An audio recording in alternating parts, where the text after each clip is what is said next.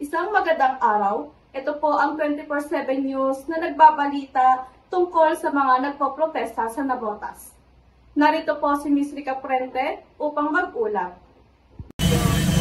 Isang pinagpalang araw po sa inyong lahat. Ako si Rica Prente Love. Nandito mula sa Navotas upang iulat ang mga nagpoprotesta mula sa Navo Federation. Kasama ko po ngayon ang presidente ng kanilang union. Tawagin po natin si Mr. Maro Yudo. Magandang araw, Mr. Maro Yudo. Ano po ba ang inyong pinaprotesta ngayon? Magandang hapon sa lahat. Ikinatulaban namin ang karapatan ng bawat mga gawa sa pamamagitan ng pagkakaisa at kapayapang pagkilos tungo sa isang makatarungan at pagkailangan na pagtrabaho para sa lahat.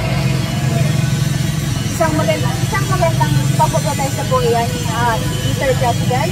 Ngayon naman po ay tawagin natin si Apollo, isang miyembro ng Navo Workers Union upang sabihin sa atin kung ano ang nakitang nilang mga problema upang magkaroon sila ng protesta ngayong araw. Kaming mga manggagawa ay hindi na para manahimik. Kami ay may boses at kami ay magsasalita na deserve namin ng trabaho na hindi isipin ang aming kapakanan upang hindi kami magkasakit at deserve namin ng kapayapaan ng aming isip sa pagtatrabaho. Unang-una ang paggamit ng mga mabibigat na makinarya ng walang sapat na safety protocol. Pangalawa, ang mabibigas na sahig na patungo sa aming chemical na maaaring madulot ang pagkabako at pagka-expose sa chemical na maaaring magkasakit ang mga miyembro ng aming union. At pangatlo, at syempre ay hindi nila kami binibigyan ng sapat na safety equipment para sa trabahong ginagawa namin sa araw-araw.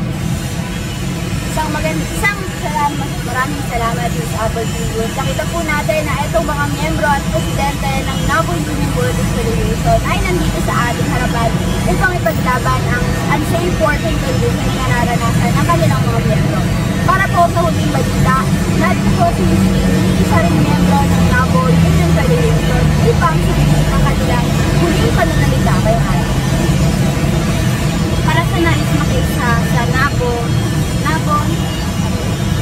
Union Federation, maaari po kayong mag-share o mag-post sa inyong social media platforms para mas marinig ang ating boses at hinain at huwag kakalimutan gamitin ang hashtag #SafeWorkNavotas.